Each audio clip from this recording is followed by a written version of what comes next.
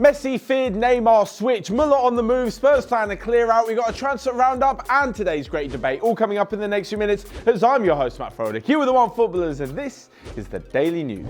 First off, and to Lionel Messi and the fact that he was fearing that Neymar would join Barcelona's biggest rivals, Real Madrid. Over the summer, it was obvious that Neymar wanted to leave PSG. He said so multiple times and even refused at the beginning to come back and join the club's pre-season training. Well, in the end, he ended up staying at PSG. Real Madrid didn't actually put in an official offer which is anywhere near what PSG wanted, and Barcelona were close but just couldn't haggle over part of the deal. It was at this point that Messi feared if the deal to Barcelona didn't go through, then Florentino Perez would have a little trick up his sleeve to get Neymar to the Bernabeu. We don't actually know what that was, but he just assumed that the Real Madrid president would do something. Of course he didn't, and it looks like this saga will rage on into the January transfer window and even to next summer if he remains in France. The other part of this saga is that apparently a make-weight could be offered to PSG for Neymar in the shape of Antoine Griezmann. Now I know what you're thinking, hold on a second Matt, Dembele was linked with the move to PSG over the summer and Griezmann's just joined Barcelona, but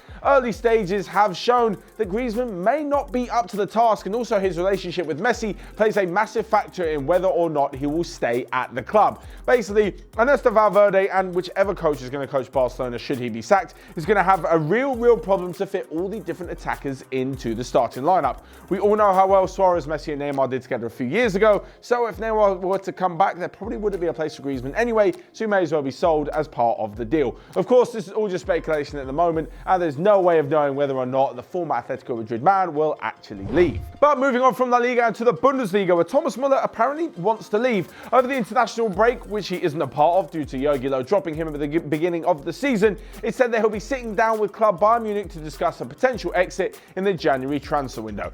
At the moment, Muller isn't playing too much. He isn't getting his game time in the team, and well, that's obviously upsetting for any player, so he wants to leave. This I can completely understand, and I can also see how Muller doesn't quite fit in. When he's playing as a number 10, well, he's pretty good, but they've now got Philippe Coutinho. If he's going to play as a striker, Lewandowski is showing no signs of slowing down. And talking of slowing down, that's exactly what Muller's like on the wings, where the likes of Coman and Gnabry are far too fast to provide so much that Muller can barely challenge their spots in the team.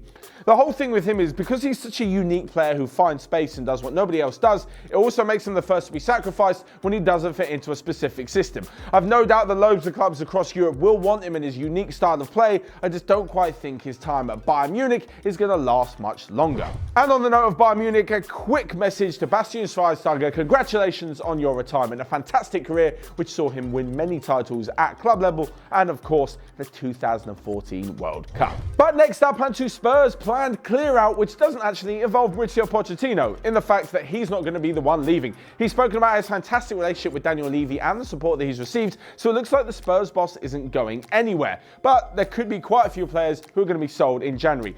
On the list to go are apparently Christian Eriksen, which you already knew about because he's leaving at the end of the year having not signed a new contract, Eric Dyer, Victor Wanyama, Serge Aurier and fullback Danny Rose.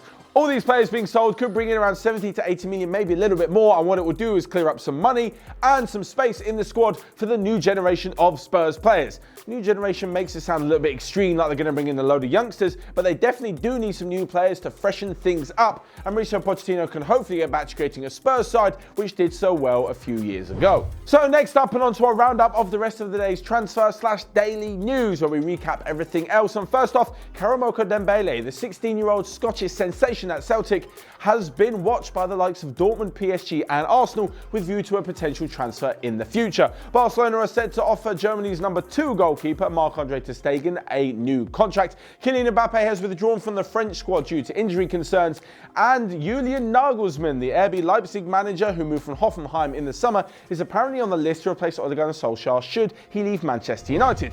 And on that note, we've actually done a video on the next 5 potential managers to replace Ole should he leave the Manchester United hot seat. That'll be coming out later today, so make sure you keep an eye out for that. So lastly but not least, for today's daily news, we come to the great debate. Of course, it's a Wednesday, and our people in the Onefootball newsroom put their heads together to come up with a question for you guys. You can check out the answers in the relevant article in the app, which include mine and all the guys from the newsroom. But for the comment section below, we want to know, what is the greatest footballing family? There are so many to choose from. You've got Ian Wright and Sean Wright-Phillips, the Bradley Wright-Phillips, you've got the Nevilles, the Redknapps, everybody. But for me, I'm going to go for the Do Nascimento family. For those of you who don't know, that includes Thiago and all of his ridiculous titles at Barcelona and Bayern Munich, his brother Rafinha, who's got a few titles at Barca as a squad player and is now alone at Celta Vigo, and their father, Mazinho, who was part of the Brazilian squad which won the 1994 World Cup in the US.